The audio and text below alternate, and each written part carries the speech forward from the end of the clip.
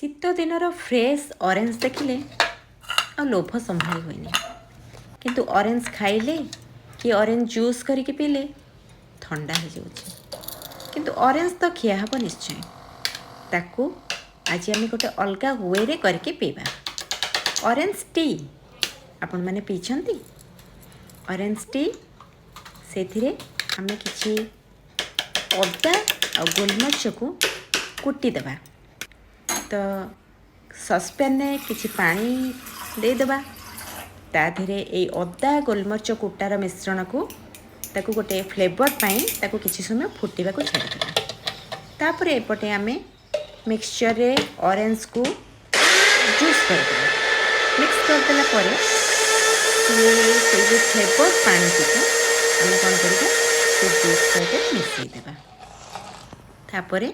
ताकू गोटे स्टेनर रे छाणीदेबा तापर रेडी हो गला हमर ऑरेंज टी से जेहेतु मु चीनी को अवॉइड करे तो मु हनी मिक्स करके पीली आपण माने चीनी भी ऐड करि परिबे हनी भी मिसई परिबे तो देखंतु रेडी हो गला हमर ऑरेंज टी केमती लागिला।